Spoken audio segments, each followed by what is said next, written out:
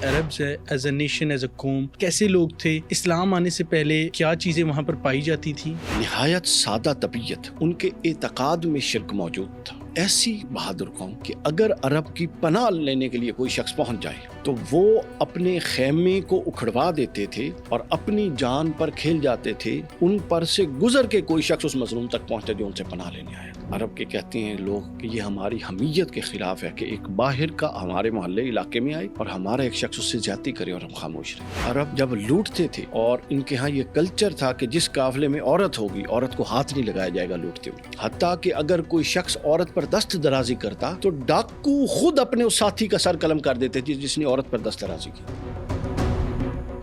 عرب میں نفاق نہیں تھا، منافق نہیں تھے، یا ہاں یا نہ بس۔ مکہ کی تاریخ بڑی ظالم ہے، 13 سال رسول اللہ صلی اللہ علیہ وسلم پر انہوں نے ظلم کیا، مگر ایک شخص آپ کو دھوکے سے ظلم کرتا ہوا نظر نہیں آئے گا کہ میں آپ کے ساتھ ہوں اور پیچھے جا کے خنجر مارے۔ نہیں، یہ جو فارس ہے، یہ جو اجمی ہیں سارے کے سارے، یہ جو گورے ہیں سارے کے سارے، آپ کو پتہ یہ سب حکمت پسند ہیں، مفاد دیکھ کے آگے بڑھنے والے ہیں اور مفاد چھوڑ کے پیچھے ہٹنے والے ہیں۔ عرب کبھی بھی حکمت پسند نہیں رہا۔ بت پرستی کا تو ہمیں عام پتہ چلتا ہے کہ وہ بت پرست تھے، اس کے علاوہ کون سے دیگر مذاہب تھے جو کہ وہاں پر تھے؟ مکہ میں 2 مذہب تھے، ایک بت پرستی اور ایک مواحد جو ابراہیمی دین پر تھے۔ حضرت علی کو کسی نے کبھی بت کے آگے جھکتے ہوئے نہیں دیکھا۔ لوگ مسلمان ہوتے ہیں، علی مسلمان پیدا ہوئے تھے۔ یہ کلچر بھی یمن سے آیا، یہ رزق کا خدا، یہ فلاں کا خدا، یہ یمن کے ہاں تصور تھا۔ شرک کے علاوہ ان کے اندر کیا کیا برائیاں تھیں؟ اولاد کو اس ڈر سے قتل کرتے ہیں کہ کہیں غربت یا افلاس نہ آ جائے، اور دوسرا یہ اپنے لیے حلال کو حرام اور حرام کو حلال کرتے ہیں۔ ان کے اندر ایک سب سے بڑی یہ خرابی تھی، یہ بیٹیوں کو باعث عار سمجھتے تھے۔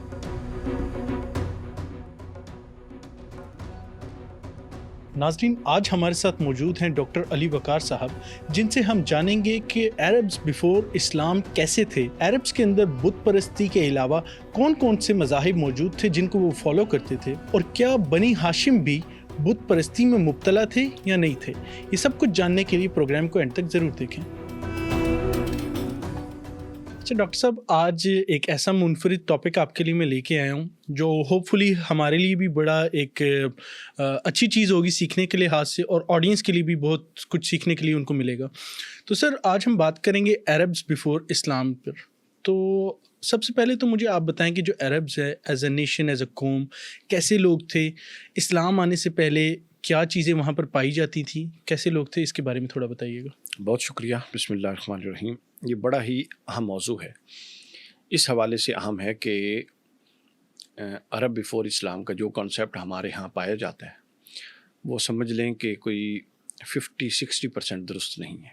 اچھا، ہمارے ہاں 3-4 واقعات ہوتے ہیں، 3-4 اسپیکٹس ہیں۔ وہ جو بچیاں دفناتے تھے وہ مشرک تھے، اور یہاں سے ہم شروع کرتے ہیں، اور اسلام نے کیا کیا، بچی کو وراثت دے دی اور حق دے دیا، اور لو جی اسلام مکمل ہو گیا۔ آپ اس بات پر غور کیوں نہیں کرتے کہ زمین پر اللہ تعالیٰ اپنی ہدایت کے ساتھ متوجہ ہوتا ہے، اور اس توجہ کا اظہار نبی یا کتاب کے نزول کی صورت میں ہوتا ہے۔ انبیاء آتے رہے، کتابیں نازل ہوتی رہیں۔ امام ابن کثیر فرماتے ہیں کہ ایک وقت ایسا بھی تھا کہ زمین پر 10,000 کے قریب انبیاء موجود تھے، ہر ایک کا اپنا اپنا علاقہ، اپنی اپنی حد بندیاں تھیں۔ پھر اس کے بعد اللہ تعالیٰ کی منشا یہ ہوئی کہ آخری نبی آخر الزمان صلی اللہ علیہ وآلہ وسلم، جن کی نبوت اور رسالت کی کوئی حد نہیں، زمین جہاں تک ہے وہاں تک آپ کی نبوت، اور اب جب تک قائم ہے تب تک آپ کی نبوت۔ تو مجھے ایک بات بتائیے، ایسا یعنی مرکزی نبی جس نے آگے پوری انسانیت کی رہتی دنیا تک ہدایت کا مدار بننا تھا، اس کو بھیجنے کے لیے ایک علاقہ منتخب کیا گیا ہے، تو اس علاقے کے اندر کچھ بھی ایسا نہیں ہوگا کہ اللہ تعالیٰ نے اس کو مدار انتخاب بنایا۔ کوئی سگنیفیکنس تو ہوگی آبویسلی۔ گمراہیاں اگر 4 تھیں تو میں آپ کو بتاؤں، اس وقت جو رومن سلطنت تھی، اس وقت جو پرشین سلطنت تھی، اس وقت جو باقی اس کے گرد و نواح کے لوگ تھے، وہ اس سے بدرجہ زیادہ گمراہیوں میں مبتلا تھے۔ تو عرب خطے کی بہت سگنیفیکنس ہے، اللہ تعالیٰ نے اس لیے اس کو انتخاب فرمایا۔ بلکہ آج کے اس پروگرام میں آپ سے یہ کہوں گا کہ ہم اس پر بھی ایک پروگرام کریں کہ آخری نبوت کے لیے خطہ عرب کا انتخاب کیوں ہوا، کیونکہ ابھی آج ہمارا ٹاپک تھوڑا ڈیفرنٹ ہے، لیکن میں نے اشارہ کر دی، اس پر ہم کریں انشاءاللہ۔ عرب جناب نہایت سادہ طبیعت، ان کے اعتقاد میں شرک موجود تھا، ٹھیک ہے، اعمال میں خرابیاں موجود تھیں، لیکن فطرت نہایت سادہ تھی، ٹھیک ہے. مثلا میں آپ کو بتاتا ہوں کچھ چیزیں. آپ دیکھیں کہ یہ وہ شخص ہے، یہ وہ قوم ہے جن کے بارے میں ہم عجیب و غریب کہانیاں سناتے ہیں اور صرف ایک پہلو جو خرابی والا تھا اس کو سامنے رکھتے ہیں، لیکن ان کی فطرت، ان کی طبیعت، ان کا عزم، ان کا استقلال، یہ پہلو بیان نہیں کرتے. جو اصل چاہیے ہیں کہ ایک قوم ڈٹ جائے اور ہر بڑے سے بڑے نقصان کو گوارا کر لے. ایسی قوم منتخب کرنے کے لیے اس کا عزم چاہیے تھا جو صرف اس وقت خطہ زمین پر عرب لوگوں میں پایا جاتا. اس عزم کی ایک مثال سنیں. یعنی یہ وہ قوم تھی کہ ایک عرب کے ہاں یہ کلچر تھا کہ اگر ان کے پاس ایک اونٹ ہے جس پر سواری ہوتی ہے، اسی پر وہ آتے جاتے ہیں، اسی پر وہ اپنا سامان لاد کے رزق کا معاش کا بندوبست کرتے ہیں. لیکن اگر مہمان آ جاتا اور ان کے پاس کچھ نہ ہوتا تو وہ ایسی قوم تھی اور اس کا کلچر اتنا رچ تھا کہ وہ اونٹوں کو ذبح کرنا خود پر واجب سمجھتی تھی کہ مہمان کی تکریم لازم ہے. اچھا. ہاں، اس کے بعد آگے سنیں. پھر اگر عرب ایسی قوم تھی، بہادر قوم، کہ اگر عرب کی پناہ لینے کے لیے کوئی شخص پہنچ جائے تو وہ اپنے خیمے کو اکھڑوا دیتے تھے اور اپنی جان پر کھیل جاتے تھے ان پر سے گزر کے کوئی شخص اس مظلوم تک پہنچتا جو ان سے پناہ لینے آیا تھا. آپ دیکھیں اس کے بہت سارے واقعات ہیں جس کو بہت سارے مہاجر رسول اللہ صلی اللہ علیہ وسلم کی زندگی میں حضور ان کو بعد میں یاد فرماتے. ایک شخص تھا، اس نے سامان بیچا، اور حلف الفضول جس کو کہتے ہیں، اس نے سامان بیچا اور لوگوں نے کیا کیا، جس کو سامان بیچا وہ عرب کا سردار تھا، اس نے کہا میں پیسے نہیں دیتا. وہ ایک پہاڑی پہ چڑھا کعبۃ اللہ کے سامنے اور اس نے کہا کہ میں تم سے فریاد کرتا ہوں. کسی ایک شخص کے گھر میں اجتماع ہوتا ہے اور عرب کے کہتے ہیں لوگ کہ یہ ہماری حمیت کے خلاف ہے کہ ایک باہر کا ہمارے محلے علاقے میں آئے اور ہمارا ایک شخص اس سے زیادتی کرے اور ہم خاموش رہیں. وہ سب اجماع کرتے ہیں، اس کے پاس جاتے ہیں، اس کا سامان لے کے اس کو دیتے ہیں. سمجھ آئیے؟ تو یہ قدریں تھی تو یہ کچھ ہوا نا. بالکل. اس کے بعد آگے چلیں. اس کے بعد عربوں میں ایک اور معاملہ تھا. اچھا، یہ چور، ان میں چوری اور ڈاکو بھی تھے یہ سارے اکثریت. مگر ایک بات بتاؤں، جی جی، یہ تاریخ کی مستند کتب کے اندر یہ بات ہے کہ عرب جو جب لوٹتے تھے اور ان کے ہاں یہ کلچر تھا کہ جس قافلے میں عورت ہوگی عورت کو ہاتھ نہیں لگایا جائے گا لوٹتے ہوئے. اچھا. یہ عورت سے ایک فاصلے پر کھڑے ہو کے کہتے تھے کہ اپنے زیورات اتار کے دو. یہ بڑی بات ہے، یہ اوبویسلی یہ بات مجھے بھی نہیں پتا تھی. یہ میں آپ کو یعنی یہ آپ کو میں زبانی کلامی کہانی نہیں سنا رہا، یہ میرے سامنے تاریخ کے جو مستند ہماری تاریخیں 4 تاریخوں پر مدار ہے اسلام کا. جی جی. تاریخ طبری، البدایہ والنہایہ تاریخ ابن کثیر، تاریخ ابن خلدون اور تاریخ الکامل امام ابن اسیر الجزری. باقی سب کچھ ان 4 سے لیا گیا اور ان کے صفحات میرے سامنے. بالکل، یہ دیکھنے والوں کے لیے بھی ہے کیونکہ اکثر اوقات لوگ کہہ دیتے ہیں کہ یہ وداؤٹ ریفرنس بات ہو رہی ہے، تو دیکھنے والوں کے لیے کہ ریفرنس علی بھائی نے بتا دی ہیں تو آپ اس کو ویریفائی کر سکتے ہیں. کہ یہ والا معاملہ ایک طرف یہ بتاتے ہیں کہ وہ بیٹیاں درگور کرتے تھے، وہ بالکل کرتے تھے، اس کی فلسفی کو سمجھیں، اس کی وجہ کیا تھی. اور دوسری طرف حال یہ تھا کہ ایک قافلہ لوٹا جا رہا ہے اور ان کی ایک طرف وہ ڈاکو ہیں اور دوسری طرف جب وہ قافلہ لوٹنے جا رہے ہیں تو وہ عورت سے ایک فاصلے پر کھڑے ہوتے تھے. حتیٰ کہ اگر کوئی شخص عورت پر دست درازی کرتا تو ڈاکو خود اپنے اس ساتھی کا سر قلم کر دیتے تھے جس نے عورت پر دست درازی کی تھی. صحیح. یعنی ان کے ہاں یہ گناہوں کے بھی اصول تھے، یعنی سادہ لفظوں میں بتاؤں. اچھا، اس کے بعد آگے یہ دیکھیں کہ لوگ یہ سمجھتے ہیں، اچھا ایک قافلہ رسول اللہ صلی اللہ علیہ وسلم کے پاس آتا ہے. یہ بڑی اہم بات ہے، اب میں بتانے لگا. یہ حدیث ہے، کنز الامال میں موجود ہے. اچھا، یہ 9 مسلم لوگ ہیں جنہوں نے نیا اسلام قبول کیا، وہ حضور کی خدمت میں آئے ہیں اور آ کے کہتے ہیں کہ یا رسول اللہ صلی اللہ علیہ وسلم، ہم نے 5 کام ایسے ہم نے کیے ہیں جو ہم جاہلیت کے دور میں کرتے تھے، آپ سے اجازت لینی ہے کیا اس کو جاری رکھیں یا چھوڑ دیں. ٹھیک ہے. اب وہ 5 کام جب انہوں نے بیان کیے تو حضور نے فرمایا یہ کتنے جاہلیت کے، یہ کتنے اچھے کام ہیں. پھر حضور نے فرمایا یہ کام جن کو تم جاہلیت کے کہہ رہے ہو یہ انبیاء کی شانیں ہیں. اور پھر فرمایا میں ان 5 کاموں کو جو جاہلیت میں تھے ان کو عزیز رکھتا ہوں، لہٰذا ان کو نہ چھوڑو. ٹھیک ہے نا. اب تو ہم زمانے جاہلیت ایک ٹرم بولتے ہیں تو اس کے اندر سارا کچھ گول کر دیتے ہیں. انہوں نے کہا، حضور نے فرمایا بتاؤ. انہوں نے کہا کہ ہم دور جاہلیت میں جو ہمارے بڑے تھے وہ یہ بتاتے تھے کہ جب کچھ ملے تو اس پر شکر کے جذبات قائم رکھنا، دینے والے پر نا شکری نہ کرنا. دوسرا، جب کہیں مصیبت آئے تو صبر کے ساتھ اس سے لڑنا. تیسرا، وہ کہتے تھے کہ کہیں جھگڑا ہو جائے تو صحیح کا ساتھ دینا.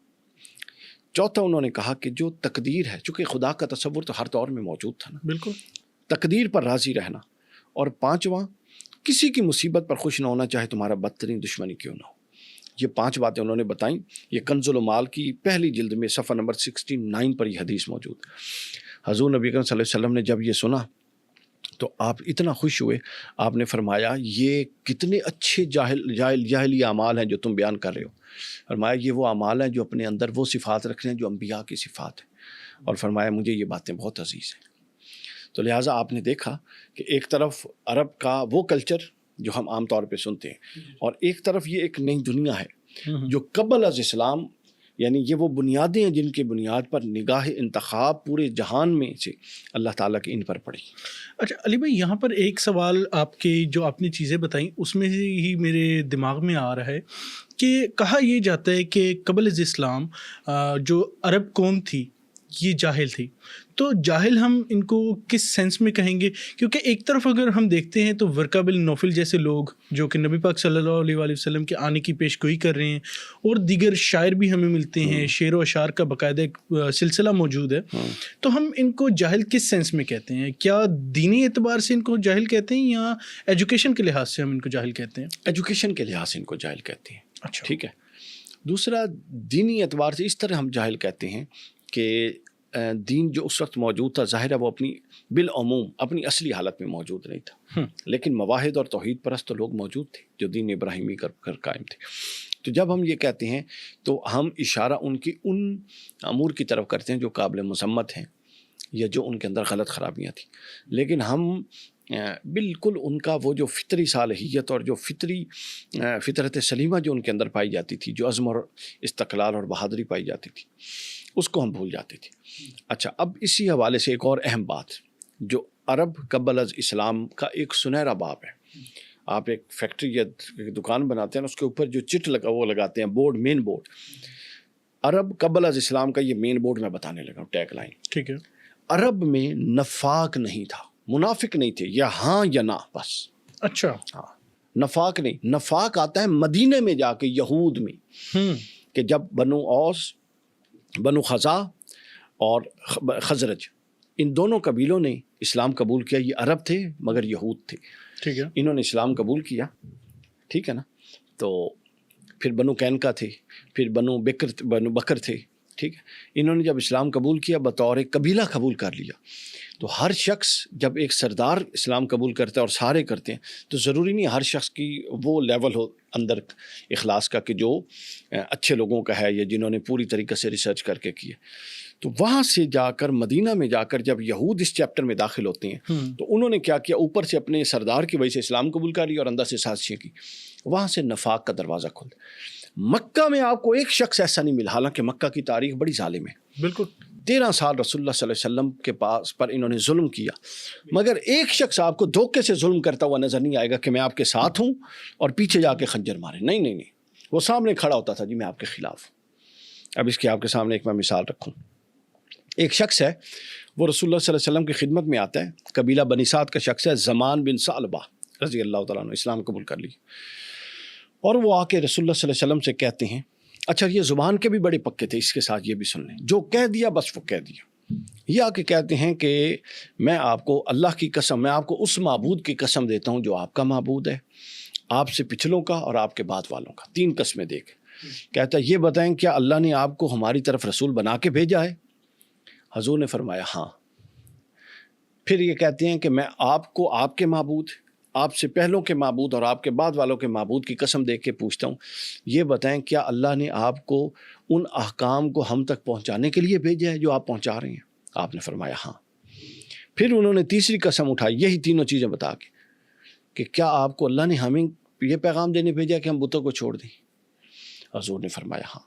بس وہ ختم ہوگی بات. وہ اٹھا اپنے گھوڑے پہ بیٹھا اور کہتا ہے کلمہ پڑھ لیا, کہتا ہے میں اسلام قبول کرتا ہوں, اب میں نہ اس سے آگے بڑھوں گا نہ پیچھے, یعنی جن فرائض کا آپ نے حکم دیا اس کو پورا کروں گا اور اس سے آگے نہیں بڑھوں گا. تو جب وہ جا رہا تھا تو حضور نے فرمایا اگر یہ اپنی بات پر سچا ہے, یعنی اب اگر یہ اتنے حصے پر قائم ہے, تو جس نے کسی جنتی کو دیکھنا وہ اس کو دیکھ لے. تو اپنی بات کے یہ یوں سچے تھے, سمجھ آئیے, یعنی جو بات کرتے تھے اس بات پر پھر یہ ڈٹتے تھے. اس حوالے سے بیعت عقبہ ثانیہ کا واقعہ بڑا اہم ہے. امام ابن کثیر نے البدایہ والنہایہ کی دوسری جلد میں اس کو بیان کیا. یثرب کے لوگ آتے ہیں, مکہ میں بہت ساری مزاحمتیں ہوتی ہیں.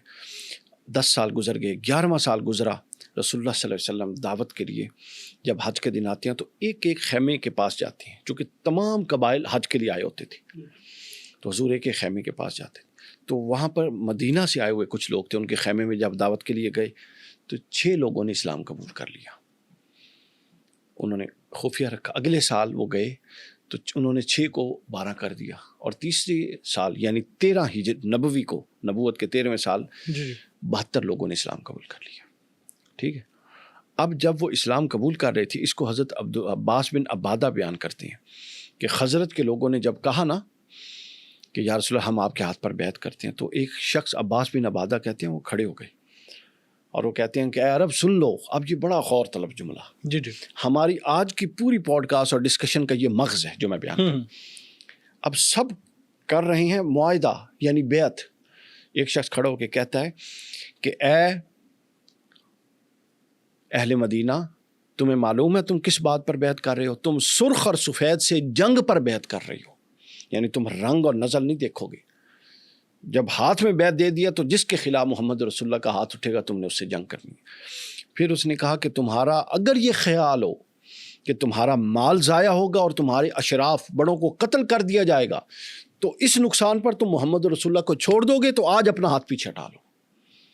اور اگر تم یہ نیت رکھتے ہو کہ ہمارا مال اور اسباب, ہمارے رؤسا بڑے اور ہمارے بیوی بچوں کو قتل کر دیا جائے لیکن ہم ہاتھ پیچھے نہیں ہٹائیں گے, اس شرط پر بیعت کرو. انہوں نے کہا ہم اسی شرط پر بیعت کرتے ہیں. اور پھر مدینہ والوں نے یہ کر کے دکھایا. آپ دیکھیں اب یعنی اب ایک کیا کہتے ہیں تصنع اور ظاہری بات بھی تو ہو سکتی تھی, بناوٹ, بالکل, لیکن نہیں, وہ جو کرتے کہتے تھے پھر وہ کرتے تھے. سمجھ آئیے نا, یہ ان کے اندر بنیادی وصف تھا. تو انہوں نے کہا ہم اس پر بیعت کرتے ہیں. اور پھر اس کا نتیجہ پورا اس کے اندر ایک بڑا اہم واقعہ ہے غزوہ حنین کا. جی فتح مکہ ہو گیا, اس کے بعد غزوہ حنین ہوا. رسول اللہ صلی اللہ علیہ وسلم 10,000 ادھر سے لائے, 2,000 مکہ سے ساتھ گئے, 12,000 کا غزوہ ہوا. بہت مال و اسباب آیا. رسول اللہ صلی اللہ علیہ وسلم نے جو نئے اسلام قبول کیا تھا نا فتح مکہ کے بعد, ان میں وہ بانٹ دیا زیادہ تر. اور اب کچھ مدینہ کے جو نوجوان نئے اسلام قبول, ان کے ذہن میں خیال آیا بطور انسان کہ یار جنگیں ہم نے کی, دفاع ہم نے کیا, اب مال و اسباب آیا ہے تو مال و اسباب رسول اللہ صلی اللہ علیہ وسلم قریشیوں کو اور مکہ والوں کو دے رہے ہیں. ٹھیک ہو گیا, یہ اب ذہن میں سوال آیا. تو حضور علیہ الصلوۃ والسلام نے فرمایا کہ اے اہل مدینہ, کیا تم اس پر راضی نہیں ہو کہ اہل مکہ گھوڑے اور خچر لے جائیں اور تم محمد رسول اللہ کو لے کر جاؤ؟ کیا ان کے اندر یہ جملے نے وہ قیامت برپا کی کہ انہوں نے جناب نعرہ تکبیر لگایا, بے شک, کہ اور انہوں نے کہا جی واللہ ہم اس پر راضی ہیں کہ یہ گھوڑے اور خچر لے.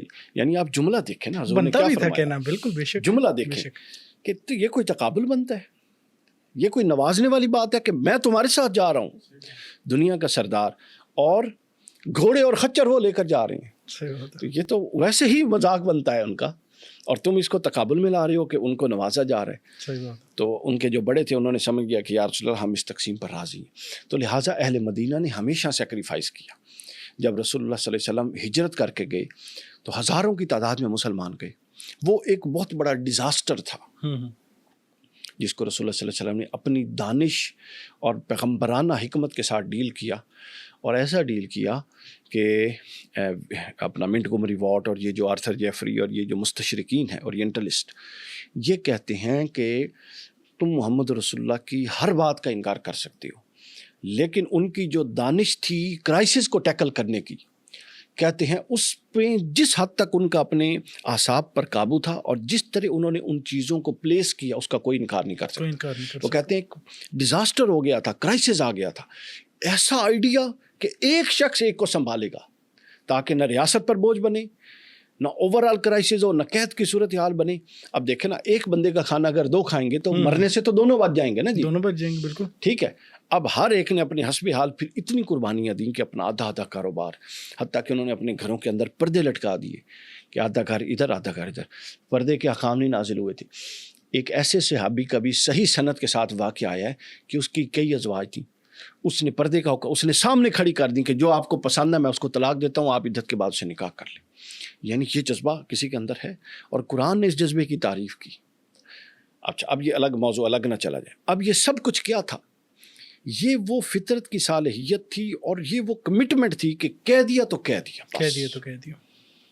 ٹھیک ہے نا، کہہ دیا تو پھر دوسری رستہ نہیں، یا وہ کہتے نہیں تھے. تو لہٰذا اللہ کے حکم کو لے کر دنیا میں انقلاب برپا کرنے کے لیے ایک ایسی قوم درکار تھی کہ جو اگر ہاتھ دے دے تو پھر ہاتھ پیچھے نہ ہٹائے. آپ دیکھیں، یہ جو ہمارے ہاں ہے بر صغیر میں، یہ جو فارس ہے، یہ جو اجمی ہیں سارے کے سارے، یہ جو گورے ہیں سارے کے سارے، آپ کو پتہ ہے یہ سب حکمت پسند ہیں. یہ مفاد دیکھ کے آگے بڑھنے والے ہیں اور مفاد چھوڑ کے پیچھے ہٹنے والے ہیں. بے شک عرب کبھی بھی حکمت پسند نہیں رہا. عرب کمٹمنٹ والا ہوتا ہے، یا وہ کرتا ہے یا وہ نہیں کرتا. جب تک انہوں نے کہا ہم نے ساتھ نہیں دینا، انہوں نے ڈٹ کے مخالفت کی.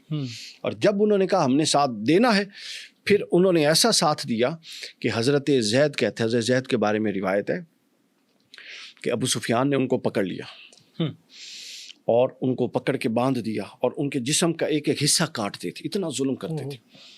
ٹھیک ہے. تو ابو سفیان نے ایک جملہ بولا کہ اے زید، آج تو چاہتا ہوگا نا کہ تیری جگہ محمد رسول اللہ ہوتے اور تو اپنے گھر سکون سے بیٹھا ہوتا.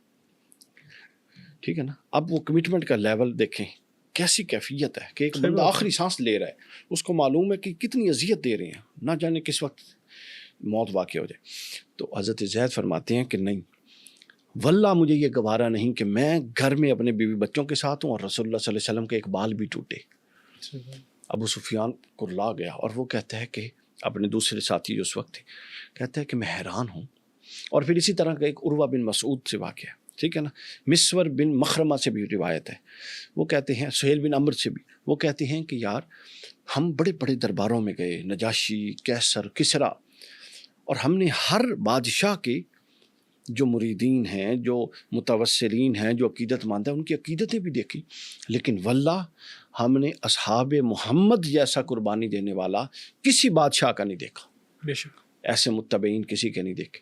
تو گویا یہ وہ کیا تھا؟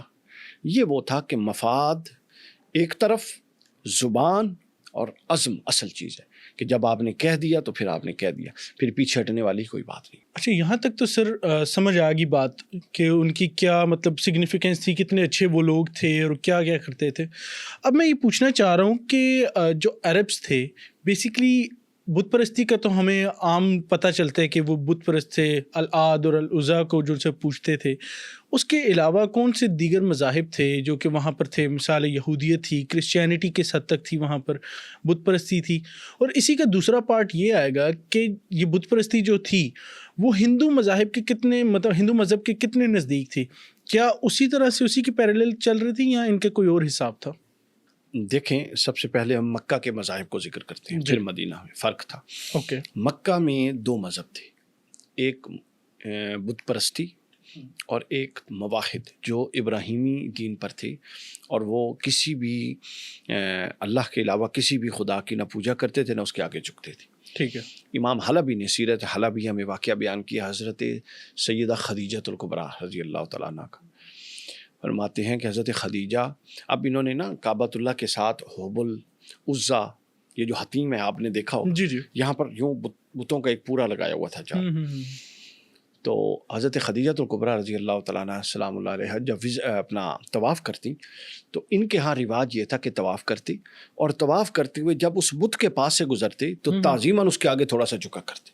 اوکے، ٹھیک ہو گیا. حضرت سیدہ خدیجہ کا یہ عالم تھا کہ جب وہ طواف کرتی تو جب اس بت کے پاس جاتی تو آپ پیٹ کر لیتی اس کی طرف، اور اتنا حصہ پیٹ کر کے گزرتی اور پھر اپنا رخ درست کر کے باقی طواف مکمل کرتی. تو ایسے لوگ تھے جو بت پرستی سے بیزار تھے. اچھا. حضرت مولا علی کے بارے میں آتا ہے، حضرت علی کو کسی نے کبھی بت کے آگے جھکتے ہوئے نہیں دیکھا. لوگ مسلمان ہوتے ہیں، سمجھ آئی ہے. علی مسلمان پیدا ہوئے تھے, سمجھ آئی ہے. تو لہٰذا اس طرح کے اور بہت. اب حضرت علی ظاہر ہے جس گھر میں پیدا ہوئے ہیں, اگر گھر میں بت پرستی ہو تو بڑا مشکل ہوتا ہے مواحد رہنا, سمجھے. تو لہٰذا حضرت ابو طالب تھے, پھر حضرت عبد المطلب تھے, یہ وہ لوگ تھے جو دین ابراہیمی پر قائم تھے. اچھا میں یہاں پر آپ کو تھوڑا سا انٹرپٹ کرنا چاہ رہا ہوں, وہی کہ جو بنی ہاشم کو دیکھتے ہیں, بنو قریش کو دیکھتے ہیں, جس خاندان میں نبی پاک صلی اللہ علیہ وسلم آئے, تو اس دین کے بارے میں بتائیں, وہ کس دین کو فالو کر رہے تھے, اس خاندان کے بارے میں بتائیے. وہ دین ابراہیمی, دین ابراہیمی سارے اس پہ تھے. یہ دیکھیں مکہ کی بنیاد ہی دین ابراہیم. مکہ کیا تھا؟ بے آب و گیا وادی تھی. قرآن مجید نے اس کا ذکر کیا ہے, ٹھیک ہے نا. اللہ تعالیٰ نے حضرت ابراہیم کو پر وحی نازل کی کہ آپ اپنی بیوی اور اپنے بیٹے کو جا کر وہاں پر چھوڑ کر آئیں, اور جب چھوڑ کر آئے تو وہاں پر کچھ بھی نہیں تھا, سمجھ آئیے. پھر یہ کچھ بھی نہیں تھا, وہاں پر چھوڑ کر اللہ کے حکم سے واپس آئے. حضرت ہاجرہ نے کہا کہ آپ ہمیں کس کے آسرے پر چھوڑ کے جا رہے ہیں؟ تو حضرت ابراہیم نے کہا اللہ کے آسرے پر. کیا اللہ کے حکم پر چھوڑ کے جائیں؟ انہوں نے کہا جی اللہ کے حکم پر. تو فرماتی ہیں کہ پھر اللہ ہمیں ضائع نہیں ہونے دے گا. کتنا بڑا. اب دیکھیں آپ اپنے بیوی بچے کو ایک روڈ اور ایک جنگل میں چھوڑ کے آئیں, اور رات اور دن اور وحشی جانور اور نہ جانے کیا کتنے خطرات آپ کے ذہن میں ہوتے ہیں, وہ کھائیں پیئیں گے کیسے, ٹھیک ہے. تو یہ ابراہیم ہونا ایسا نہیں ہے, سمجھ آئیے. اچھا ہم اس کو ماورائی چیزیں سمجھتے ہیں, نہیں, وہ ہر نبی انسان تھا اور انسانی جذبات ہر نبی میں موجود تھے. تو لہٰذا یہ سب چیز, لیکن یہ ایثار اور قربانی تھی. اللہ نے یہی تو دیکھنا تھا کہ ابراہیم کتنا قربان کرنے والا ہے. سر یہ بھی تو ہے نا کہ انسان میں, عام انسان میں اور نبی میں پھر فرق بھی تو یہی ہے. فرق بھی یہی ہے. نبی تو اتنا کچھ, نبی کے اندر تو ہر شے اللہ کے آگے بچھا دے. تو حضرت ہاجرہ نے فرمایا کہ اگر اللہ کا حکم ہے تو اللہ ہمیں ضائع نہیں کرے گا. واپس آ گئے. اب جب وہ پانی اور وہ تھوڑی سی کھجوریں تھیں, بعض روایات میں ہے, امام ابن کثیر نے لکھا املی تھی, وہ چیزیں ختم ہو گئی کھانے پینے کی, اب ادھر دوڑ رہی ہیں. تو اللہ تعالیٰ نے پھر وہ کیا کیا, وہاں پر پیدا کر دیا آب زمزم کو حضرت اسماعیل کی ایڑیوں سے. پھر اس کے بعد ایک قافلہ وہاں سے گزرا, جرہم ایک قبیلہ تھا, ٹھیک ہے. قبائل وہاں پر گزرتے تھے اور رکتے تھے جہاں پر پانی ہوتا. تو انہوں نے دیکھا یہاں پانی ہے زمزم کا, تو وہاں پر وہ رکے. وہاں پر اللہ تعالیٰ نے اسباب پیدا فرما دیا آبادی کے آب زمزم کے ذریعے.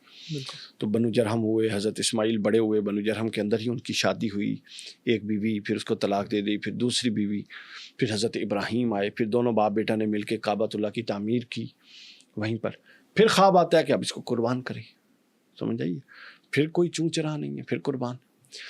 تو یہ ایک حصہ, یعنی یہ بے آب و گیا وادی, دو ماں اور بیٹے, انہوں نے اس کو آباد کیا.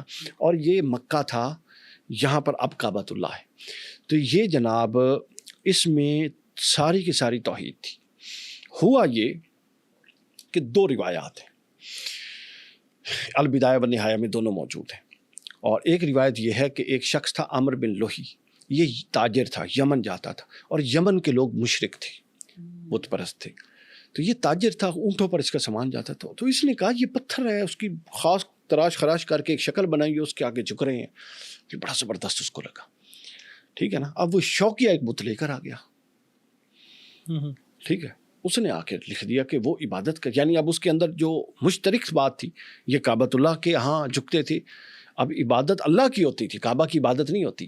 کعبہ تو اینٹوں کا گھر ہے, اس کی کیوں عبادت؟ بالکل وہ رخ ہے, سمت ہے, کہ اس سمت ہو کے اللہ کی عبادت کر لی. اس نے لا کر وہ رکھ دیا. اور دوسری روایت, ایک شخص تھا, سوس اس کا نام تھا, سین واو سین, سوس بھی پڑھتے ہیں سوس بھی پڑھتے ہیں. یہ مکہ کا امیر ترین شخص تھا. 20,000 اس کے پاس اونٹ تھے, اور جب حج کا دن آتا تھا تو پورے حج کو, یہ حضور کی ولادت سے بہت پہلے کی بات بتا رہا ہوں کہ بت پرستی انٹر کیسے ہوئی مکہ, یہ بتانے لگا کہ 20,000 اس کے پاس اونٹ تھے, اور جب حج کے دن آتے تو پورے حاجیوں کا کھانا جتنے اونٹ ذبح ہوتے یہ افورڈ کرتا, اور پھر جاتے ہوئے ہر قبیلے کو یہ ایک رقم کعبۃ اللہ کے خادم ہونے کی حیثیت سے دیتا تھا. اس کی بادشاہت اعلانیہ نہیں تھی, لیکن ہر ایک مانتا تھا اس کو. اس شخص نے پہلا بت لا کے رکھا, اور چونکہ ہر قبیلہ اس سے لیتا تھا, وہ کیا کہتے ہیں, ہاتھ لوے اور آنکھ شرمائے, سمجھ آئیے. تو اس کے جاؤ جلال اور اس کے مالی مفادات کے پیش نظر لوگ برا چاہتے ہوئے بھی خاموش ہو گئے. اس نے پہلا بت لا کے رکھا تھا, سوس نے, ٹھیک ہے, پھر دوسرا لا کے رکھا, پھر تیسرا لا کے رکھا, ٹھیک ہے. اور پھر اس نے اکیلے نے پہلے اس کی عبادت شروع کی. پھر دوسرے نے کی، پھر تیسرے نے کی. یعنی اہل مکہ اس سے بیزار تھے بتوں سے، مگر مالی مفاد ہمیشہ سے ایسا رہا ہے کہ آپ کو بکا دیتا ہے. بات تو ٹھیک ہے. مالی مفاد کی بنیاد پر ظاہر ہے اب اتنا مفاد کون قربان کرے. آپ سفر پر کہیں جائیں، ابھی عرب میں جائیں تو آپ کو پتہ ہے کتنے ریال آپ کے صرف کھانے کے لگتی ہیں، پھر سٹے. وہ تو کھانا بھی اٹھاتا تھا، سٹے بھی دیتا تھا، اور جاتے ہوئے کیش بھی دیتا تھا. تو اس کی بنیاد پر وہ خاموش ہو گئے. ایک نسل نے بیزاری میں گزاری. اب ایک بات بڑا امپورٹنٹ پروسیس بتانے لگا ہوں. جب آپ گناہ کے اگینسٹ کھڑے نہیں ہوتے تو ہر جاہلی رسم وہ پہلی نسل کے لیے ہوتی ہے، دوسری نسل کے لیے وہ رواج بن جاتا ہے، اور تیسری نسل کا وہ عقیدہ بن جاتا ہے. صحیح بات. پہلی نسل گزری، انہوں نے بیزاری کی. دوسری نسل نے دیکھا کہ باپ دادا کے دور سے یہ بت پڑے ہیں، بیزاری ختم ہو گئی، ختم ہوگی. صحیح کر دیں. اور تیسری نسل کا عقیدہ وابستہ ہوتا گیا، اور چوتھی نسل باقاعدہ بت پرست پیدا ہوئی. ہر چیز ایک پروسیس کے ذریعے ہوتی ہے، یہ ایک لاجیکل پروسیس ہوتا ہے. ٹھیک ہے نا. انسانی فکر ایسی نہیں ہے کہ اچانک ہی ملیا میٹ ہو جائے، ایسا نہیں ہوتا. تو یوں کر کے کعبہ میں بت. یعنی اب وہ جو مواحد صرف توحید پرست تھے.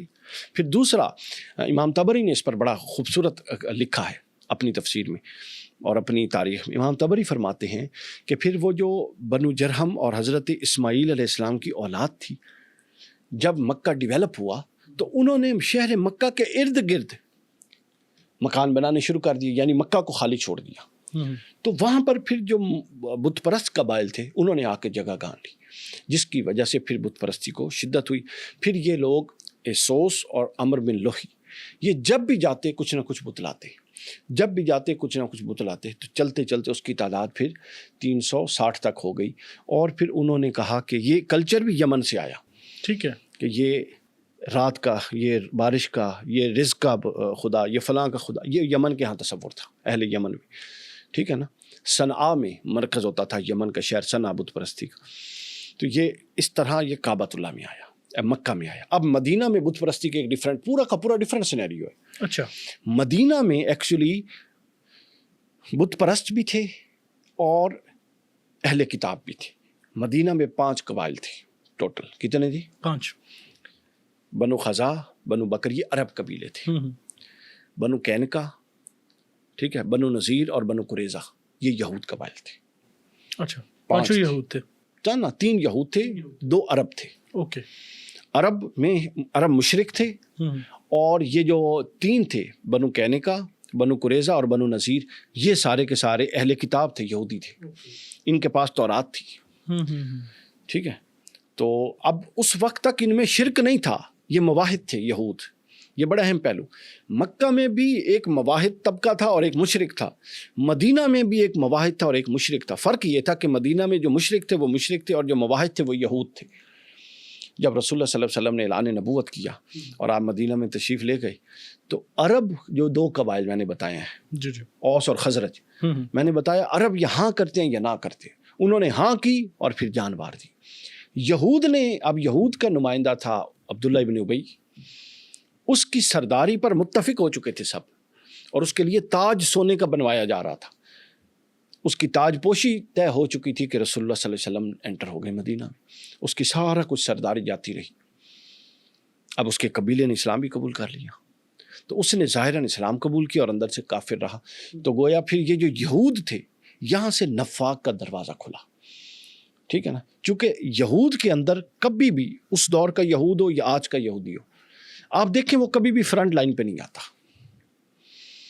وہ اسٹریٹجی بناتا ہے، وہ فائنینشلی خود کو اسٹرانگ کرتا ہے، وہ اپنے فرنٹ مین رکھتا ہے، وہ جو نالج آف دا ٹائم ہوتا ہے ہمیشہ اس میں سپیریئر رہا ہے. آج بھی وہی ہے. اسرائیل ایک ایسا ملک ہے کہ اگر آپ اس پر انگوٹھا رکھیں نقشے پر تو وہ نظر بھی نہ آئے. لیکن آپ کو معلوم ہے کہ یو ایس اے کی پالیسیز پر آپ انٹرنیشنل پڑھیں نا، جو بین الاقوامی یہ صحافی ہیں، بالکل انٹرنیشنل اس کو رکھتے ہیں، جو بین الاقوامی پورا کا پورا سینیریو، اور وہ یہ کہتے ہیں کہ اس وقت دنیا کا کوئی ایک ملک جو بین الاقوامی جو پالیسیز بنتی ہیں انٹرنیشنل اسٹیبلشمنٹ ہے اس پر جو مؤثر ترین ملک ہے سب سے زیادہ اثر انداز رکھتا ہے وہ اسرائیل ہے. لیکن نا یہ تو ہمارے سامنے مثال موجود ہے، ایران اور اسرائیل کی جو وار ہوئی ریسنٹلی، آپ دیکھ لیں امریکہ نے آ کے ایران کے اوپر بمباری کی، ساری دنیا کو پتا تھا اسرائیل غلط ہے. تو لہٰذا یہ والا معاملہ ہمیشہ سے یہود کا رہا ہے. کبھی وہ فرنٹ پہ نہیں آتے چونکہ بزدل ہیں بے شک، لیکن انٹیلیجنٹ ہے، اس میں کوئی شک نہیں. ٹھیک ہے نا، تو لہٰذا انٹیلیجنٹلی ہی ان کو ہینڈل کرنا چاہیے. انٹیلیجنٹ بندہ کبھی جذبات سے ہینڈل نہیں ہوتا، یہ بات ذہن میں رکھ لیں. صحیح فرما رہے ہیں. ٹھیک ہے نا. تو یہ تھا، میں نے پہلے مکہ کا بتایا پھر مدینہ کا. اب تیسرا آپ کا سوال تھا کہ جو ہندوازم میں شرک ہے، جب یہ شرک یہاں مکہ میں پنپ گیا تو اس کے شرک میں اور ہندوازم کے شرک میں کوئی فرق نہیں رہا. ٹھیک ہے نا، بس ناموں کا فرق، بس ناموں کا فرق تھا. ان کے خدا ادھر لات، حبل، عزا، منات یہ سارے بندے تھے. ان کے ناموں کے بعد میں پہلے مجسمے بنے، پھر تعظیم شروع ہوئی اور پھر آہستہ آہستہ اس تعظیم نے عبادت کی شکل اختیار کر لی. اور اس طرف کیا تھا؟ اس طرف بھی رام، کرشن، ہنومان، یہ سارے کچھ کون تھے؟ یہ کریکٹرز تھے. ان صالحین کی بنیاد پر انہوں نے پہلے ان کی وہ صورتیں بنائیں تعظیم کے لیے، اور وہاں سے بات پروسیس یہ جو ہے نا بت پرستی، یہ جس پروسیس سے ذریعہ آتی ہے وہ مکہ میں آئے یا ہندوستان میں آئے، پروسیس ایک ہی ہوتا ہے. مطلب کہا جائے تو ہندوازم اور اس لیے آپ نے ہمیشہ انسانوں کی تعظیم پر ایک حد رکھنی ہے. یہ بات ذہن میں رکھ لیں. اب میرا تعلق جس طبقے سے ہے ان کو یہ بات پسند نہیں ہے. ہمیشہ ایک تعظیم کی حد رکھیں. اس لیے علماء نے لکھا ہے کہ کسی شخص کے آگے، کسی انسان کا دوسرے انسان کے آگے رکوع جتنا جھکنا حرام ہے. آپ نے تعظیم کرنی بھی ہے تو اولیاء، بزرگوں، صالحین کی، اساتذہ کی کریں، لیکن رکوع سے کم جھکیں تاکہ ان کا تقدس بھی رہے اور آپ کے ذہن میں یہ رہے کہ یہ بندہ ہی ہے.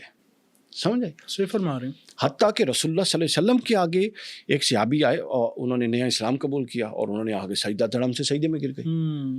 تو رسول نے فرمایا یہ کیا کیا ہے؟ وہ کہتا جی ہم تو اپنے علاقے میں اپنے بادشاہ کو سجدہ کرتے تھے. حضور نے فرمایا نہیں، اسلام میں سجدہ الاؤ نہیں ہے. اگر رسول اللہ حضرت محمد رسول اللہ کے لیے الاؤ نہیں ہے تو دوسرے کسی کے لیے کیا الاؤ ہو سکتا ہے؟ پھر حضور نے فرمایا اگر اللہ تعالیٰ کسی اپنے علاوہ کسی کو سجدہ کی اجازت دیتا، حدیث ہے صحیح، تو وہ عورت کو اجازت دیتا، حکم دیتا کہ وہ اپنے شوہر کو سجدہ کرے، لیکن اللہ نے وہ نہیں دیا، لہٰذا کسی کے لیے سجدہ نہیں. یہ بڑی سمجھنے والی بات ہے اور اصلاح کی، اور ایک یہ میں سمجھتا ہوں کہ بہت بڑی چیز ہے دیکھنے والوں کے لیے اور سمجھنے والوں کے لیے. اشارہ ہے کہ اگر رسول اللہ صلی اللہ علیہ وسلم کو سجدہ الاؤ نہیں کیا، اس کا مطلب ہے کوئی سجدہ نہیں، ختم، بالکل کوئی سجدہ. لیکن سٹل اگر کوئی کرے اور اس کے لیے پھر جواب نہیں جی سجدہ تعظیم ہمارے ہاں اہل سنت میں، بریلوی مکتبہ فکر میں، شیعہ مکتبہ دیوبندی اور اہل حدیث میں سختی ہے، بریلوی اور شیعوں میں سختی نہیں ہے. یہ مزارات پر میں اکثر جاتا ہوں، اس طرح کے معاملات ہو رہے ہوتے ہیں، وہ بالکل حرام ہے.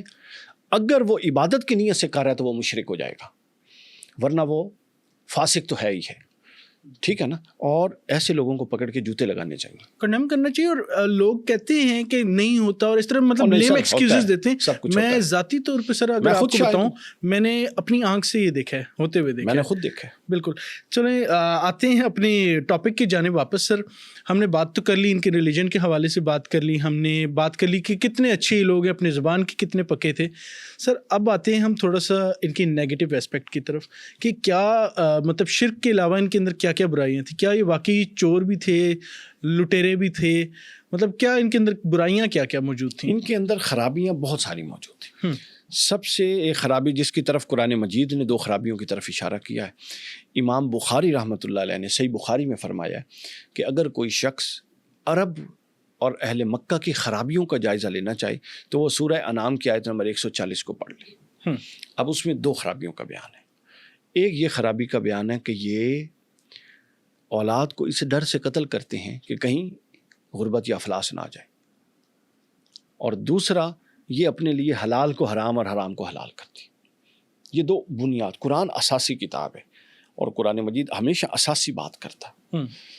اب اس کی تفصیل میں بتا دیتا ہوں. تفصیل یہ ہے، ان کے اندر ایک سب سے بڑی یہ خرابی تھی کہ انہوں نے اپنا یہ بیٹیوں کو باعث آر سمجھتے تھے. ٹھیک ہے، چونکہ اچھا، اور یہ بات ذہن میں رکھ لیں، عرب میں یہ نہیں ہے کہ ہر شخص اپنی بیٹی کو زندہ درگور کرتا تھا. آپ نے سنا ہوا کہ 40 بیویاں ہوتی تھی، وہ کہاں سے آتی تھی؟ کوئی بچیاں زندہ بچی تھی تو ہوتی تھی. یہ سرداروں کی میں آپ کو نفسیات بتا رہا ہوں. ٹھیک ہے. عرب عوام کی نہیں بتا رہا, یہ پوائنٹ ہمارے ہاں بالکل بیان نہیں ہوتا, اس کو ہمارے سامعین نوٹ کر لیں. یہ سرداروں کی نفسیات تھی. کیوں؟ ان کے آگے سرداری منتقل ہونی تھی. وہ یہ کہتے تھے کہ جائیداد بٹ جائے گی, داماد کل کو اگر بیٹے پر دھاوا بول دے گا اور اگر وہ صلاحیت والا ہوا اور اس کے پاس طاقت ہوئی تو ہمارے خاندان سے یہ بادشاہت اور وڈیرا پن نکل جائے گا. یہ بنیاد تھی ساری کے ساتھ. صحیح. اور دوسرا ایک طبقہ تھا جو بچیوں کو زندہ درگور کرتا تھا, وہ طبقہ تھا جو آخری درجے کا جاہل اور اتنا غریب تھا کہ وہ روٹی بھی پوری نہیں کرتا. وہ یہ کہتے تھے اب یہ عذاب ہم پر بیٹا تو چلو مزدوری کر لے گا, یہ تو ہم پر بوجھ ہے. اس کانسیپٹ کے تحت دفنا دیتے. قرآن مجید نے دونوں کانسیپٹ کو نگیٹ کیا. اور عرب میں جہاں پر یہ کام ہوتا تھا وہاں پر زید بن عمر نفیل جیسے لوگ بھی تھے رضی اللہ تعالیٰ. یہ پتہ کون ہے؟ یہ ایک شخص ہے, حضور کی خدمت میں آئے. ایک شخص نے بیان کیا اپنی بیٹیوں کو, اس نے بتایا کہ میری اتنی بیٹیاں پیدا ہوں گی اور میں نے ان کو زندہ درگور کر دیا. تو رسول اللہ صلی اللہ علیہ وسلم نے غالباً 10 کا عدد, اللہ معاف فرمائے مجھے ایگزیکٹلی یاد نہیں, تو رسول اللہ صلی اللہ علیہ وسلم رو رہے تھے اس کا سن کے. تو یہ شخص پہنچے, انہوں نے کہا یا رسول اللہ میں نے بھی یہ کام کیا, میں نے ایک نیکی کیا, مجھے بتائیں کیا عالم جاہلیت دور جاہلیت کی نیکی مجھے کام آئے گی کہ نہیں آئے گی؟ یہ بڑا عجیب سوال ہے. کفر کے دور میں ایک نیکی کی. حضور نے فرمایا کہ حضور علیہ السلام نا کرتے تھے, موٹیویٹ کرتے تھے, گنجائش دیتے تھے کہ بولو بات کرو. حضور نے یہ نہیں کہا کہ نہیں ملے گی, ہمیں کوئی ہوتا نہیں جی نہیں کفر دے وچ کچھ نہیں. حضور نے کہا کیا نیکی کی؟ اس نے کہا یا رسول اللہ میں ایک دفعہ بیٹھا تھا تو ایک شخص سے میں نے لینا تھا قرضہ, چلتے چلتے چلتے میں آگے گیا, دریا کے پار اس کا گھر تھا, وہاں گیا تو وہاں میں نے دیکھا کہ وہ خیمے کے باہر بیٹھا ہوا ہے اور اس کے خیمے کے اندر ہلچل ہے. تھوڑی دیر بعد خبر آئی کہ اس کی بیٹی پیدا ہوئی ہے. وہ پروسیس چل رہا ہوگا نا اس کی زوجہ کا. تو وہ میں نے دیکھا کہ وہ جذبات میں آ گیا اور اس کا چہرہ سرخ ہو گیا. اس نے کہا فوراً باہر لاؤ بچی کو. میں نے اس سے پوچھا کیا کرو گے؟ وہ کہتا ہے میں یہیں اس کو دفنا دوں. اس نے وہاں گڑھا کھودنا شروع کر دیا اپنی تلوار سے. اس نے کہا کیا واقعی اس کو کر دو گے؟ کر دوں گا. وہ کہتے ہیں جی اس آئی اور میں دیکھنے لگا کہ وہ اٹھا کے پھینکنے والا. میں نے اس سے کہا کہ میں اپنا قرض معاف کرتا ہوں اور اس کے بدلے اور اتنے دیتا ہوں, یہ بچی مجھے دے دو. بچی دے دی. کہتا تو کیا کرے؟ کہتا میں اس کی تربیت کروں گا, پالوں گا, اسے کھلاؤں پلاؤں گا. تو مختلف روایات تاریخ میں آئی ہیں. تو وہ کہتا ہے کہ یا رسول اللہ اس طرح میں نے پیسے دے کے وہ بچیاں جن کو زندہ درگور کر رہے تھے 300 بچیوں کی پرورش کیا میں نے. تو اب پہلے رسول اللہ اس غم میں رو رہے تھے, اب اس خوشی سے آنسو بہانے لگے. اور حضور نے فرمایا تو یہ کیوں سوچتا ہے, یہ جو تجھے اللہ نے میرے پاس بٹھایا اور اسلام کی خدمت دیا یہ ان دور جاہلیت کی ہوئی نیکیوں کا اجر ہے جو تو میرے پاس بیٹھا ہے. تو لہٰذا یہ عرب کا آپ دونوں پکچر سامنے رکھیں. ایک یہ پکچر جو خیمے کے باہر ہو رہی تھی اور ایک یہ پکچر کہ اسی سوسائٹی کا ایک بندہ پہنچا اور وہ کہتا ہے کہ میں اپنے پیسے نہیں لیتا, بس مجھے بچی دے دو, میں ایک انسان کی جان بچا لوں. تو ایک تو ان میں یہ پرابلم تھی کہ یہ 2 وجوہات, میں نے وجوہات بھی بتا دی کہ پہلی وڈیرا پن تھا کہ ہم سے خاندان سے باہر ہماری سرداری نہ چلی جائے, اور دوسرا آخری حد تک غربت تھی. ٹھیک ہے یہ بات. دوسرا ان کے اندر پرابلم یہ تھی کہ یہ بدعات کو بنیاد بناتے تھے. ہمیشہ ایک بات ذہن میں رکھیں, یہ بھی ہمارے لوگوں کو پسند نہیں آئے گی لیکن میں سچی بات کر دیتا ہوں. آپ کبھی بھی کفر اور شرک آخری سطح پر دریافت نہیں کر دیتے. آپ ایک بدعت یعنی جو دین میں غلط یا نیا اضافہ ہوتا ہے اس کو قبول کرتے ہیں, اور ایک وقت آتا ہے وہ نیا اضافہ ایک دین کی بنیاد کے طور پہ اگلی نسلوں میں قبول کر لیا جاتا ہے. ابھی صحابہ کرام کھڑے ہو جائیں نا, ایک بندہ وہ کہ یار دین ہی نہیں جڑا سی چھوڑ کے گئے ہیں, تسی کی کر رہے ہو؟ ہمارے یہاں دین کیا ہے؟ پوری کی پوری روایات ایک دین ہے, اس کے اندر جو اس کا کرکس ہے, اخلاص ہے, جو تعلق باللہ ہے, اللہ کے ساتھ جو خلوت کا تعلق ہے, رسول اللہ صلی اللہ علیہ وسلم کے ساتھ جو اطاعت کا تعلق ہے, رسول اللہ کے اہل بیت کے ساتھ وہ ختم ہو چکا ہے. اگر ہے کہیں تو وہ بہت کم ہے. تو میں بتا رہا تھا یہ کیا کرتے تھے, یہ بدعات کو دریافت کرتے تھے. اب کیا ہوتا ہے, اصحاب فیل کا واقعہ آپ نے پڑھا ہے قرآن میں ہے, ٹھیک ہے نا. یہ میرے سامنے امام ابن جریر طبری کی شرح جو تاریخ طبری ہے, یہ اس کا صفحہ پڑھا ہے. اور میں یہ بتا دوں امام ابن جریر طبری کی وفات ہوئی ہے 310 ہجری میں. ٹھیک ہے. یہ تاریخ اسلام کے پہلے مفسر ہیں, پہلی تفسیر انہوں نے لکھی, اور یہ پہلے مورخ ہیں, پہلی تاریخ انہوں نے لکھی. یہ سند ہے 310 میں تو وفات ہو رہی ہے, 240 کے قریب ولادت ہے.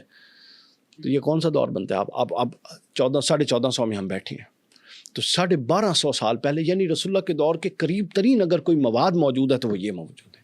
ٹھیک ہے. انہوں نے اس میں لکھا ہے کہ جب واقعہ فیل ہوا، اللہ تعالیٰ کی مدد ہوئی اور وہ جو ابرہا کا لشکر تھا یمن سے آ رہا تھا اس کو سارے کو نیست و نابود کر دیا، تو قریش کی بڑی وضاقتہ بڑھ گئی، قریش کا بڑا مقام بڑھ گیا اپنے ارد گرد کے معاشرے میں. لوگوں نے کہا یار یہ تو اللہ کے محبوب ہیں.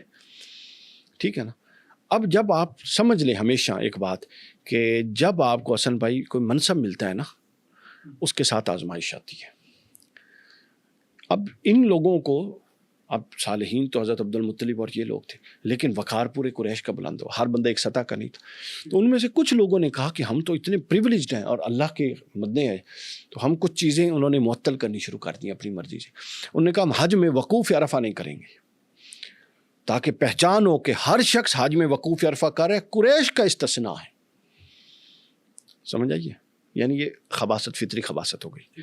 پھر یہ کیا کرتے تھے، انہوں نے ایک بدعت یہ ایجاد کی کہ احرام میں انہوں نے پنیر اور گھی کا استعمال ممنوع قرار دے دیا.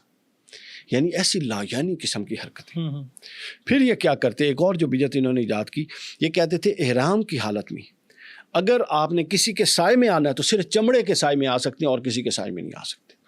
یہ سیم وہی بھی ہیں جو آج کل ہمارے یہاں چیزیں پائی جاتی ہیں، فلاں چیز کھائی، فلاں نے آج یہ عورتیں نہیں کھا سکتی ہیں، یہ بندے نہیں کھا سکتے. بے تک کی باتیں ہیں وہ. مثلا اور پھر انہوں نے کیا کیا، ایک اونٹنی ہے وہ پریگننٹ ہوتی ہے، ٹھیک ہے جی، اب اس کا جو گوشت ہے وہ اگر وہ بیٹی جنے گی تو بندے گوشت کھائیں گے، بندیاں نہیں کھا سکتی ہیں. جی وہ غریب حرکتیں ہیں ان کی. پھر ان میں ایک حرکت جو قرآن نے بیان کی کہ کہیں جاتے تو آتے سامنے سے اور نکلتے پیچھے سے. پر یہ کوئی بات ہے؟ اپنی گھر 2 دروازے رکھتے کہ آگے سے ان کا آج آتے ہو پیچھے. میں کوئی کامن سینس کی بات ہے، آپ نے جاننا ہی ہے تو آگے سے چلے جاؤ. تو قرآن مجید نے ان غیر معقول حرکتوں کو بالکل اس کو نہیں اکاموڈیٹ نہیں کیا. پھر یہ کیا کہتے تھے، پھر یہ کہتے تھے کہ جو کعبۃ اللہ میں طواف کرے گا وہ قریش کے دیے ہوئے کپڑوں میں کرے گا، وہ قبول ہوتا ہے. ایک لوگ آئے، انہوں نے کہا یار ہمارے پاس تو ہے نہیں کپڑے. تو انہوں نے کہا یا پھر کپڑے اتار کے کر لو، یا پھر ایک اور طریقہ، ننگے چونکہ طواف کرتے تھے نا، یا ایک اور طریقہ یہ کہ جس میں تم طواف کرو گے یہ کپڑے طواف کے بعد اتار دو گے اور اس کو کبھی دوبارہ ہاتھ بھی نہیں لگاؤ گے. سمجھے؟ تو اب اس کپڑوں کو عجیب و غریب نام دیا گیا. ٹھیک ہے. تو یہ اس قسم کی چیزیں ان کے اندر موجود تھیں، توہم پرستی، بدعات، اور یہ پھر یہی چیزیں. پھر شرک بھی موجود تھا. پھر شرک کے بارش برسانے کا خدا الگ ہے، رزق دینے کا الگ ہے. کوئی لات کے آگے پڑا ہوا ہے، کوئی حبل کے آگے، کوئی عزا کے آگے، کوئی منات کے آگے. ٹھیک ہے. وہ ننگے دھڑنگ رنگ دھڑنگ پتھروں کے آگے پڑے ہوئے ہیں. انسان پتھر اور لکڑی کے آگے جھکا ہوا ہے. اللہ اکبر کبیرہ. حیرت کی بات ہے، جس کو خود بناتا ہے، گھڑتا ہے، گھڑنے کے بعد جب اس کی گھڑائی مکمل ہوتی ہے تو اس کے آگے گر جاتا ہے اور کہتا ہے تو میری مدد کر. یعنی یہ انسان شرک اور بت پرستی پتہ کیا ہے؟ انسانی شعور کی پستی کا دوسرا نام شرک اور بت پرستی ہے. اللہ شرک کو پتہ کیوں نہیں قبول کرتا؟ اللہ فرماتا ہے کہ انسان اپنی شعوری سطح سے نیچے نہ اترے بس. اور شعور یہ کہتا ہے کہ ایک میرا خالق ہے، اور تجربہ یہ بتاتا ہے کہ کوئی شے خود سے نہیں بنی. ٹھیک ہے نا. وہ ایک میرا خالق ہے، اس کا شعور میں نے حاصل کرنا ہے اور وہی حقدار ہے کہ میں اس کے آگے جھکوں. یہ وہ بدعات تھیں جس کی میں نے ایک آپ کے سامنے اشارتاً اور کچھ خلاصتاً ایک اس کی فہرست بیان کر دی. بالکل علی بھائی، آپ نے بڑی خوبصورتی سے اس کو بیان کیا. آخری مراحل کی طرف بڑھتے ہیں. آخر میں آپ سے سر یہ پوچھنا چاہتا ہوں کہ یہ تو عربز بیفور اسلام تھے. ہم اگر آج کے عربز کو دیکھتے ہیں تو وہ کہاں سٹینڈ کر رہے ہیں؟ کیونکہ پچھلے دنوں ایک رپورٹ یہ بھی تھی کہ جو العاد اور العزا کی مجسمے ہیں ان کو سعودی میوزیمز کے اندر پھر سے اس طرح سے رکھا جا رہا ہے. اور جس طرح سے عرب کو اگر ہم اوور آل دیکھیں تو یہ اگر یو اے ای والی سائڈ، یمن والی، قطر والی، یہ ساری تقریباً عرب والے ہی ریجن میں آتی ہیں. تو جس طرح سے دبئی کے اندر مندر بن رہے ہیں، ابوظہبی کے اندر مندر بن رہے ہیں، تو آپ کیا دیکھتے ہیں عربس کی جو ڈائریکشن ہے وہ کس طرف جا رہی ہے اور کیا یہ پھر اسی دور کی طرف جانا شروع ہو گئی ہیں؟ پہلی بات تو یہ ہے کہ جہاں تک آپ نے وہ سعودیہ کی بات کی وہ خبر غلط ہے. ٹھیک ہے. البتہ بہت سارے ایسے معاملات وہاں پر اب کنسرٹس ہوتے ہیں، پہلے نہیں ہوتی تھی. ٹھیک ہے. ڈانس پارٹیز ہوتی ہیں، پہلے نہیں ہوتی تھی. ایک پورا شہر بن رہا ہے نیون سٹی، جی پہلے نہیں تھا. تو یہ ایک سنجیدگی سے دیکھنے والی چیز ہے. خطرے کی علامت ہے۔ دوسرا جو باقی آپ نے ابو دھابی میں اور ادھر ادھر جو مندر بننے کی بات کی ہے، یہ لوگ ان کا کوئی دین ایمان نہیں ہے، بزنس ان کا دین ایمان ہے۔ انہوں نے ہر پارٹی کو خوش کرنا ہے، جس پارٹی کے پاس مال ہے۔ اب وہ دیکھیں نا، وہ شخص جو پہلا بت لایا تھا اس کو قبول لوگوں نے اس لیے کر لیا کہ وہ ساروں کے خرچے اٹھاتا تھا، سمجھ آئی ہے؟ تو بس اب یہی آپ اس اصول کو مد نظر رکھیں۔ وڈیرا شاہی کا ہمیشہ یہی اصول ہے کہ جب آپ نے لوگوں کے ایمان خریدنے ہیں تو کچھ عرصہ پہلے ان کو کھلائیں، سمجھ آئی ہے؟ تو مفاد جو ہے وہ حق اور باطل کا امتیاز ختم کر دیتا ہے۔ ٹھیک ہے، آپ یا مفاد پرست ہو سکتے ہیں یا حق پرست ہو سکتے ہیں، دو پرستیاں اکٹھی نہیں ہو سکتی۔ سجدہ خالق کو بھی، ابلیس سے یارانہ بھی، حشر میں کس سے عقیدت کا صلہ مانگے گا؟ تو دو چیزیں نہیں۔ ہمارے ہاں یہ سب سے بڑا پرابلم پتہ کیا ہے؟ ہم نے منافقت کو حکمت کا نام دیا ہوا ہے، سمجھ آئیے، وزڈم کا نام دیا ہوا ہے۔ ہر غلط کام کا چور دروازہ نکالنے کے لیے ہمارے علماء ریڈی بیٹھے ہوئے ہیں۔ آپ نے سود کو مارکپ بنانا تو آ جائیں، درست ہے۔ آپ نے کوئی بھی دنیا کا حرام حلال کروانا ہے تو ہمارے پاس فیکٹریاں کھلی ہوئی ہیں۔ یہ سب پتہ کیوں ہو رہا ہے؟ مفادات کی جنگ، مفادات کی جنگ۔ چونکہ یہ مذہبی معاشرہ ہے، اور لوگوں کو جب آپ مذہب کے ٹیگ اور مذہب کی اصطلاحات استعمال کر کے ایک چیز بتائیں گے تو وہ کہیں گے یار ہے زبردست ہو گیا کام، سمجھ آئیے؟ اپنے تئیں وہ خود بھی راضی اور ان کے تصور میں خدا بھی راضی، سمجھ آئیے؟ اور ادھر جنہوں نے اصطلاحات وضع کی، ظاہر ہے ان سے یہ لوگ بھی راضی کہ ہماری مشکل آسان ہوئی، اور انہوں نے جن کے لیے کام کیا ادھر سے بھی ان کو پیسے آ رہے ہیں، سمجھ آئیے؟ تو یہ سب کچھ وہ ہے۔ تو بات ذہن میں رکھ لیں کہ مفاد پرستی اور خدا پرستی یا حق پرستی یہ اکٹھے نہیں رہتے۔ اگر مفاد پرستی اور حق پرستی میں کوئی مصالحت ہوتی تو میدان کربلا میں امام حسین شہید نہ ہوتے۔ صحیح فرما رہے ہیں۔ تو بہت شکریہ سر، بہت کچھ سیکھنے کو ملا۔ آئی ہوپ کہ آڈینس کو بھی بہت کچھ سیکھنے کے لیے ملا ہوگا، اور آئی ہوپ کہ ان کے کانسیپٹ بھی بہتر ہوئے ہوں گے عربس کو لے کے۔ تو ناظرین، یہ تھا آج کا پروگرام۔ ہم امید کرتے ہیں کہ آپ کو یہ پسند آیا ہوگا۔ اپنے میزبان حسن زیب کو دیجیے اجازت۔ اللہ حافظ۔